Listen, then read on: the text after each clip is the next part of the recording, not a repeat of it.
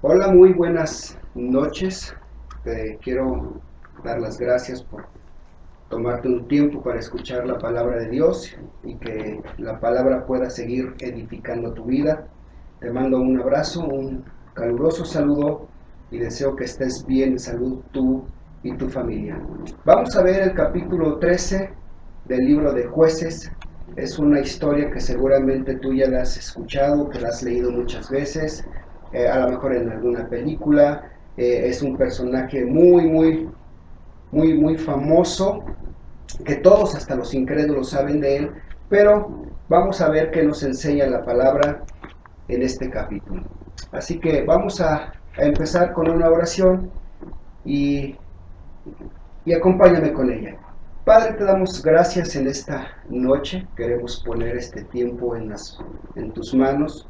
Que todo este tiempo sea una bendición. Que tu palabra llegue a nuestro corazón, a nuestra vida y que nos pueda enseñar tanto como se pueda en este pasaje. En el nombre de tu Hijo Jesucristo te damos gracias. Amén. Vamos a continuar con Jueces 13. El capítulo está muy bueno, es un personaje muy interesante, como lo dije al principio, y seguramente ahí en el encabezado de tu Biblia dice el nacimiento de Sansón. Así que vamos a darle lectura, sígueme con tu vista y dice el capítulo, el verso 1, dice, y los hijos de Israel volvieron a hacer lo malo ante los ojos del Señor, y el Señor los entregó en la mano de los filisteos por 40 años. Y había un hombre de Sora, de la tribu de Dan, el cual se llamaba Manoah, y su mujer era estéril. Nunca había tenido hijos. A esta mujer le apareció el ángel y le dijo, he aquí que tú eres estéril y nunca has tenido hijos, pero concebirás y darás luz a un hijo. Ahora pues, no beberás vino ni sidra, ni comas cosa inmunda, pues he aquí que concebirás y darás a un hijo, y no pasarás navaja sobre su cabeza, porque el niño será nazareo desde su nacimiento. Y él comenzará a salvar a Israel de la mano de los filisteos. Y la mujer vino y se lo contó a su marido diciendo, un varón de Dios vino a mí, cuyo aspecto era de un aspecto de ángel de Dios, temible en gran manera, y no le preguntó de dónde era, de quién era, ni tampoco me dijo su nombre. Y me dijo, he aquí que tú concebirás y darás a luz un hijo. Por lo tanto, ahora no bebas vino, ni sidra, ni comas cosa inmunda, porque este niño será nazareo a Dios desde su nacimiento hasta el día de su muerte.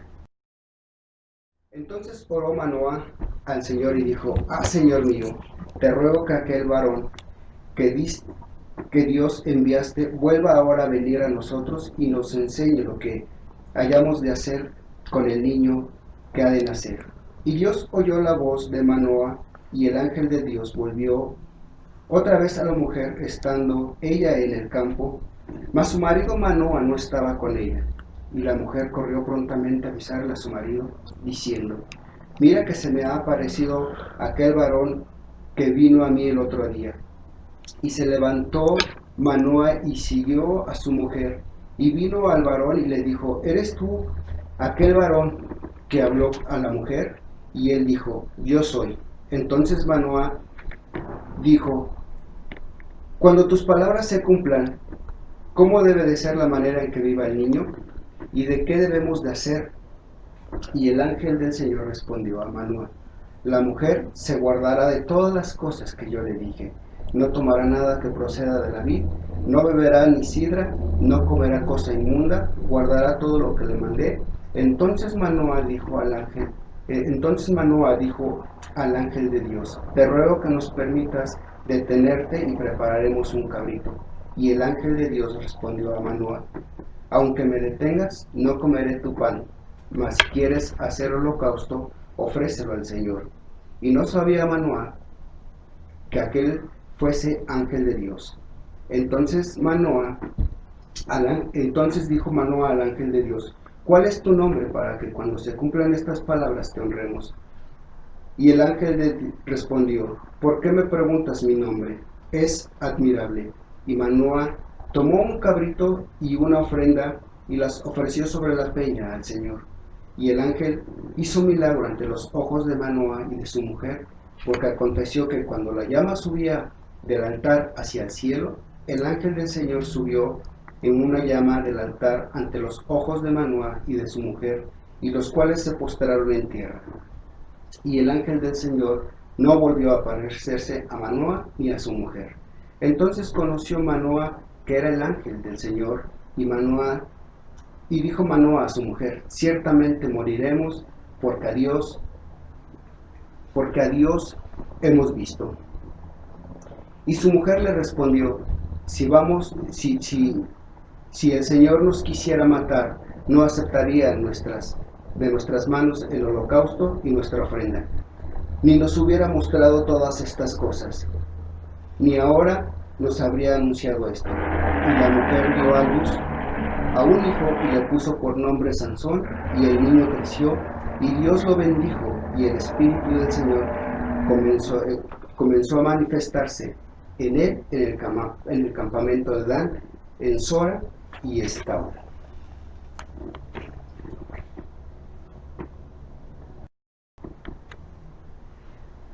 Bueno, vamos a ver este personaje que nos deja mucho que decir, pero solamente vamos a ver lo que nos toca.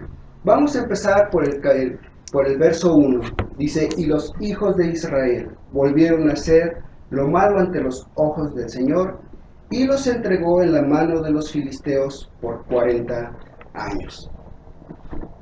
Los enemigos de Israel eran los amonitas. Ustedes, conforme al estudio que vimos hace 2 capítulos, sabíamos quiénes eran los amonitas, y también Dios levantó a Jefet para lidiar con los amonitas. Así que estos eran los 2 enemigos más fuertes de Israel. Pero también, así como levantó a Jefté para lidiar con los amonitas, y Dios iba a levantar a Sansón para lidiar con los filisteos. ¿Quiénes eran los filisteos? Eran los archirrequete contra enemigos de Israel. Era una nación grande, vivía al otro lado del occidente de Canaán, a lo largo de la costa del mar Mediterráneo, desde su época de Sansón hasta David. Filistea era la fuerza enemiga más importante de la tierra y una constante amenaza para el pueblo de Israel. Los filisteos eran guerreros crueles, aventajaban a Israel en número, pericia, táctica y en tecnología. Conocían el secreto de la fabricación de las armas de hierro. Los filisteos sometieron a Israel de una estrategia muy diferente a las demás naciones. Los filisteos no tuvieron problema en dar a sus hijas a otros hombres o a otras naciones, pero también sometieron a Israel a través del comercio. No sé si ustedes se acordarán de aquella nación que venía a Israel y le quitaba su cosecha año tras año, una vez, otra vez, y de esa manera sometieron a Israel por muchas veces.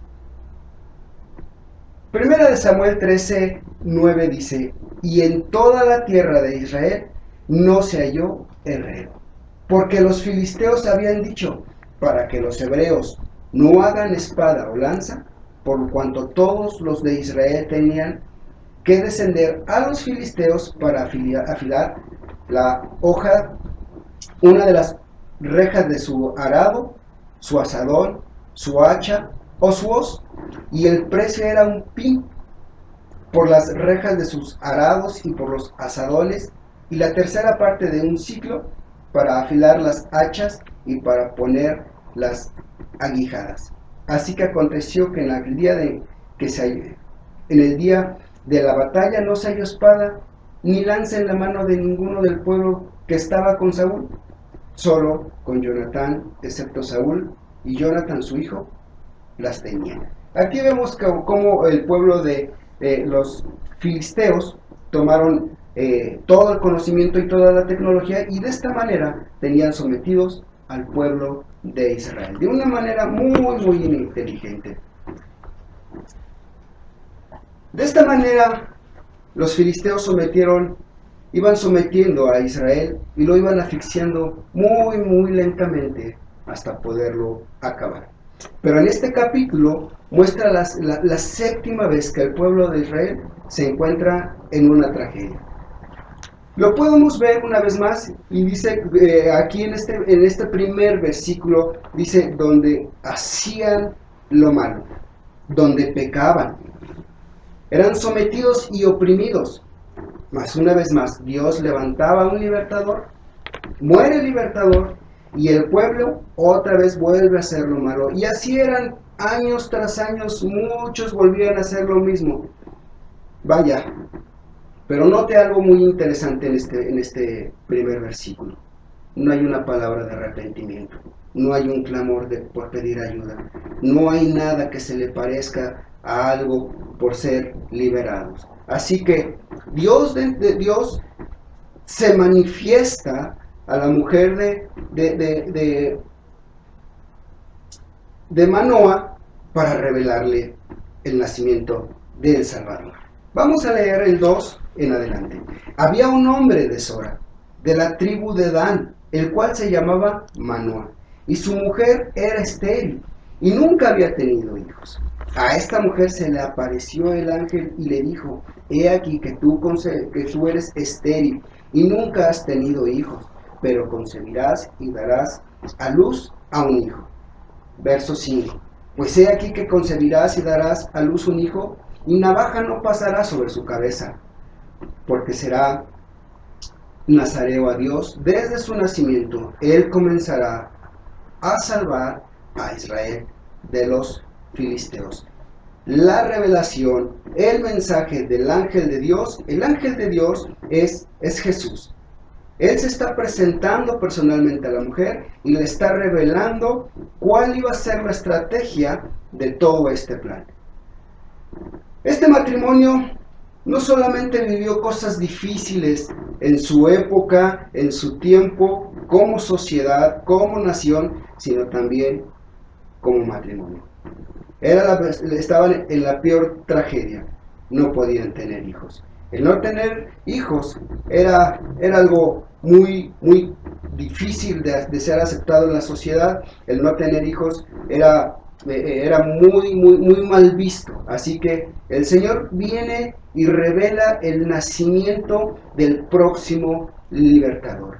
Veamos una vez más el verso 5. He aquí que tú concebirás y darás luz a un hijo, y navaja no pasará sobre su cabeza, porque el niño será nazareo a Dios desde su nacimiento, y él comenzará a salvar a Israel de la mano de los filisteos. Así que ya vimos quiénes eran los filisteos, cuáles eran sus fortalezas, cómo eran ellos, cuál era su mayor ventaja sobre de Israel, que era el hacer todo lo que tuviera que hacer con las armas. Así que, ¿qué es nazareo?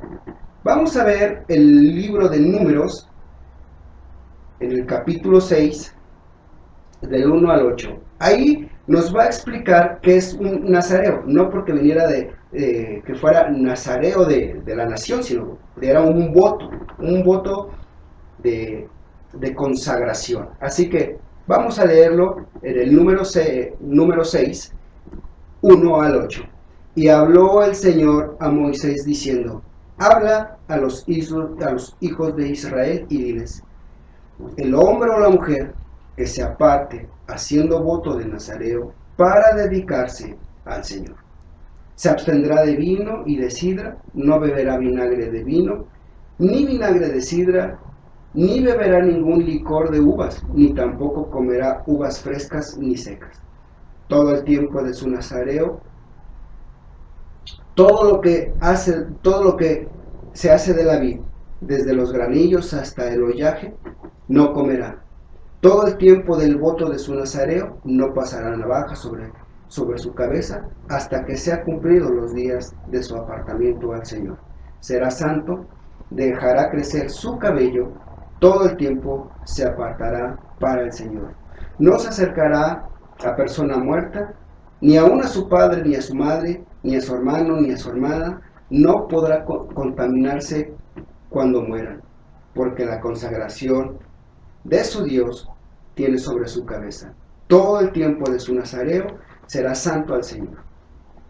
Veamos aquí en estos versículos todo lo que nos dice, todo lo que nos revela que es el nazareo. El 2 no lo revela, dice, el hombre y la mujer que se aparten, apartarse, dedicarse, consagrarse, vivir una vida dedicada para el Señor. Entonces, ¿qué es el nazareo? Es apartarse.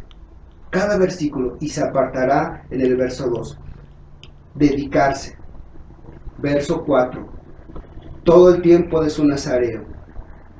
El voto de su nazareo. El 6. Todo el tiempo se aparte. Así que ahí lo podemos ver en cada uno de estos versículos que era el voto. El ser devoto era de una manera personal y voluntaria para servir al Señor, y Sansón lo fue desde el vientre de su madre. Así iba a ser todos estos pequeños, grandes requisitos para este hombre. Todo lo que tenía que hacer para conservar su voto de nazareo. Veamos unos puntos aquí. Primero, tenía que ser el voto voluntario, pero aquí este hombre era desde el vientre, como lo dije. Tenía que ser con propósito. El propósito tenía que ser vivir una vida santa, una vida dedicada para el Señor. No tenía que tener contacto con ningún cadáver, ya que lo dejaría inadecuado con el tabernáculo y también con su relación con Dios. De hecho, Números dice que ni a su padre, ni a su madre, ni a ningún familiar él se podía acercar. Así que así tenía que ser todo el tiempo, ser consagrado a Dios. No tenía que beber ni vino ni del fruto de la vid, especialmente bebidas fermentadas. Y no porque fuera un principio de borrachera, sino porque tenía que ser apartado de los lujos. No cortarse el cabello. Es algo muy notorio en una persona cuando no se corta el cabello, pero eso significaba algo, que había tomado la decisión de vivir una vida diferente. El traer el cabello largo hacía notar que él quería vivir una manera diferente. El voto de nazareo es vivir con las más atenciones hacia la relación con Dios, determinar su vida en una manera en la voluntad de Dios. Así que ahora permítame brincarme hasta el versículo 24. El versículo 24 dice, y la mujer dio luz y le puso por nombre Sansón. Y el niño creció y el Señor lo bendijo. Y el Espíritu del Señor comenzó a manifestarse en la vida del campamento de Dan entre Sora y Estón. Todo esto era el requisito para este libertador. No la tenía fácil, pero tampoco la tenía difícil con el Señor. Así que Sansón iba a hacer cosas grandes, extraordinarias, pero ¿cómo lo podemos llevar esto a nuestra vida y cómo lo podemos aplicar? Nosotros también seguramente en un momento de nuestra vida ha habido algún filisteo que nos ha sometido de una manera muy inteligente. Nos ha esclavizado, nos ha atemorizado, nos ha sometido. Pero también tenemos la respuesta. Hoy no haremos un voto de nazareo para consagrar nuestras vidas. Hoy nuestra vida la podemos consagrar a través del ayuno, a través de la oración, a través de la palabra, a través de la comunión con Dios. Todo eso lo podemos hacer en nuestras vidas. Y mira lo bueno que traerá todo esto. Quiero retomar el verso 24. Dice, y la mujer dio a luz y le puso por nombre Sansón, y el niño crecía. El santificar nuestras vidas, el llevarla en una vida recta, justa, santa, con dignidad delante del Señor, nos permitirá tener un crecimiento. Y ese crecimiento, así como este niño dice, y crecía el niño, que la palabra crezca en nuestro corazón, que la palabra crezca en nuestras vidas, que la palabra crezca y sea manifiesta de que somos hombres diferentes. Pero la segunda parte de esto dice, y el Señor lo bendijo. Necesitamos la bendición de Dios. Todo esto complementa el crecimiento a la palabra, el crecimiento a la palabra, la oración, pero necesitamos la bendición de Dios. Necesitamos de su ayuda. Dice, y el Espíritu del Señor empezó a manifestarse. Tres cosas importantes: crecimiento, bendición y la manifestación de Dios en nuestras vidas. Necesitamos esto. La palabra nos va a traer un momento de madurez, un momento de mayor discernimiento por la relación, y esto va a ser no por nuestras propias fuerzas, ni porque nosotros aún mismo lo querramos, es porque Dios nos está bendiciendo y la misma palabra nos está transformando. El resultado será este, y el Espíritu de Dios comenzará a manifestarse. Necesitamos manifestación del Espíritu Santo, necesitamos la vida del Espíritu Santo, necesitamos la llenura día tras día, momento a momento. Imagínate esto en Sansón. Mientras que Sansón guardó el voto, tuvo manifestaciones poderosas de Dios, pero cuando desobedeció, vivió las consecuencias. El libro de Zacarías dice algo muy interesante y muy importante. Zacarías 4:6.